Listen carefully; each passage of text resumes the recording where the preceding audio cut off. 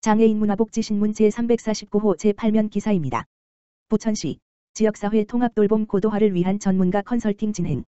부천시 시장 조용익는 지역사회 통합돌봄 사업에 대한 전문가 컨설팅을 진행하여 향후 통합돌봄 고도화 등 지속 가능한 추진 방안에 대해 논의했다고 밝혔다. 컨설팅은 지난 7월 28일과 8월 22일 총 2회로 나누어 개최했으며 통합돌봄 관련 전문가와 시, 보건소 사업부서 담당자가 참석하여 다양한 내용을 논의했다.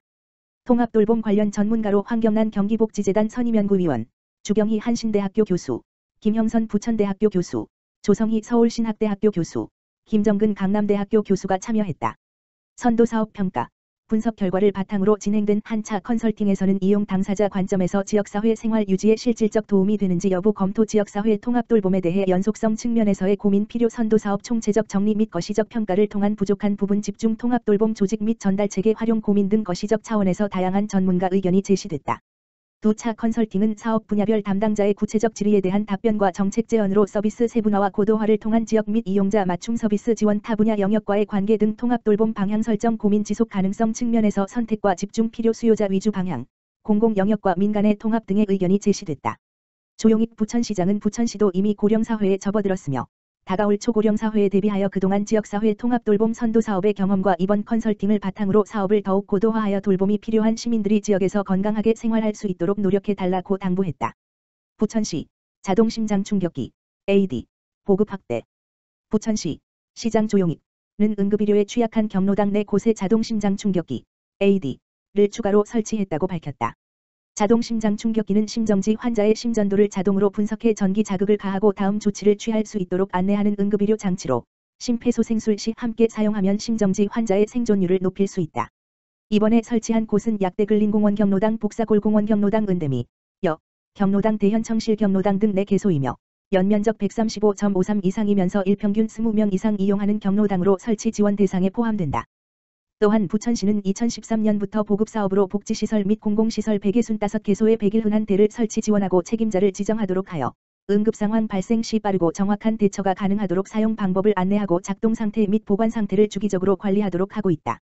조용익 부천시장은 심정지 환자가 발생한 상황에서 적절한 처치가 이루어지도록 경로당뿐만 아니라 필요한 취약시설에 자동심장 충격기를 지속적으로 추가 설치해 나갈 계획이라고 말했다. 이와 관련한 자세한 문의는 건강정책과 응급의료팀 625-4137으로 하면 된다. 부천시 결식아동 급식단가 8,000원으로 인상. 부천시 시장 조용익는 지난 10일부터 결식아동 급식 지원 단가를 기존 7,000원에서 1,000원 인상한 8,000원으로 지원하고 있다고 밝혔다. 이는 최근 급격한 물가 상승으로 일식 7,000원으로는 적정 수준의 급식이 곤란하다는 지적과 함께 급식 아동에 대한 결식 예방과 영양 개선을 위한 선제적 대응에 따른 조치다. 부천시는 이를 위해 8월 10일 이후 인상에 따른 필요 예산 3억 1천만 원을 포함해 60억 원의 예산을 편성하고 만 18세 미만 취학 및 미취학의 결식 우려가 있는 아동 3번지 100여 명을 지원한다. 급식 지원 방식은 지드림카드, 도시락 배달, 단체 급식으로 다양화하여 아동의 급식 선택권을 보장하고 있다. 지드림카드의 경우 1회 결제 금액을 2만 원으로 책정하여 특별한 날 색다른 음식을 구매할 수 있도록 지원하고 있다. 한편 결식아동 급식 단가는 2018년 10월 4,500원에서 6,000원으로 인상, 2021년 7,000원으로 인상된 바 있다. 조용익 부천시장은 외식물가 상승의 현실을 반영한 급식단가 인상으로 자라나는 아이들이 영양가 있는 균형 잡힌 식사로 건강한 미래 세대의 주체가 되길 바란다며 앞으로도 주민 눈높이에 맞는 촘촘한 행정수행으로 결식아동이 발생하지 않도록 노력하겠다고 말했다. 수원시 노송공원 공중화장실 BF 인증 획득. 수원시 노송공원 공중화장실이 BF 베리어 프리 본인증을 획득했다. 인증 기간은 2032년 8월까지 10년이다. 4. 한국교육녹색환경연구원이 주관하는 BF 장애물 없는 생활환경 인증제도는 어린이, 노인, 장애인, 임산부뿐 아니라 일시적 장애인 등 모든 사람이 수월하게 접근할 수 있고 이용에 불편이 없도록 시설물을 계획하고 설치했는지 인증하는 것이다.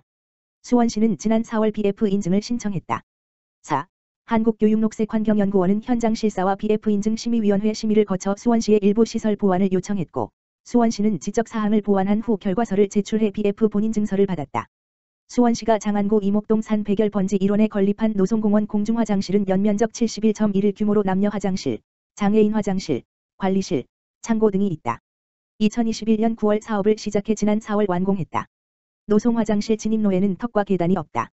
남녀 화장실 입구를 분리하고 유아와 어린이를 배려한 세면대, 레드 조명, 안심 비상벨 등을 설치했다.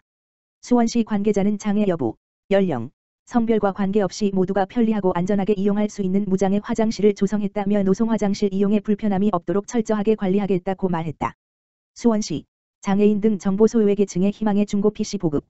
수원시가 시9 사업소의 노후 PC를 정비해 정보 소외 계층에게 지원하는 희망의 중고 PC 보급 사업을 전개했다. 희망의 중고 PC 보급은 시9 사업소의 불용 노후 PC의 고속 저장 장치 SSD를 추가로 장착하는 등 정비를 하고 정보 소외 계층에게 무료로 PC를 지급하는 사업이다. 모니터는 필요한 가정에 제공하고 PC 본체, 키보드, 마우스, 마우스패드, 윈도 10, 한컴오피스 2020를 용역업체 직원이 방문해 설치해준다. PC를 지원받은 가정에는 애프터 서비스를 무상으로 지원한다.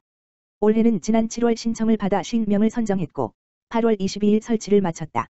주민등록상 주소지와 설치 장소가 동일한 수원시민이면서 기초생활수급자, 차상위계층, 국가유공자, 장애인, 다문화가정, 북한 이탈주민, 한부모 가정이 대상이다.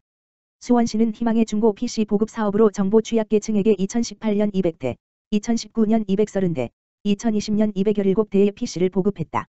2021년에는 직원용 PC를 교체하지 않아 사업을 추진하지 않았다. 수원시 관계자는 희망의 중고 PC 사업으로 형편이 어려운 시민이 PC를 사용할 수 있게 돼 기쁘다며 사업을 지속해서 추진하겠다고 말했다. 홈의실장애인 종합복지관, 엠뷰티 아카데미와 함께 한 네일아트 재능 기부. 홈의실장애인 종합복지관에서는 지난 7월부터 엠뷰티 아카데미와 연계하여 복지관 이용 애인을 대상으로 네일아트 서비스를 진행하고 있다. 엠뷰티 아카데미는 수원시 소재의 피부미용 네일아트 전문 학원이다. 엠뷰티 아카데미의 직원 및 수강생들이 매월 2회씩 복지관에 방문, 장애인을 대상으로 손톱 관리 및 네일아트 재능 기부를 진행한다. 장애인들의 위생관리와 미적 욕구 충족을 위한 것이다. 홈의실장애인 종합복지관 안은경 관장은 손끝에서 시작되는 행복한 하루라는 말처럼 자원봉사자분들이 선사한 네일아트를 통해 어려운 이웃이 행복하길 기대한다고 말했다. 2019년부터 꾸준히 복지관의 네일아트 재능봉사를 펼치는 엠뷰티 아카데미 송선화 원장은 코로나19로 인해 중단되었던 재능 나눔을 이렇게 다시 시작할 수 있어 기쁘다고 전했다. 홈의실장애인 종합복지관에서는 앞으로도 장애인이 지역사회에서 행복한 일상을 보낼 수 있도록 다양한 프로그램과 행사를 진행할 예정이다.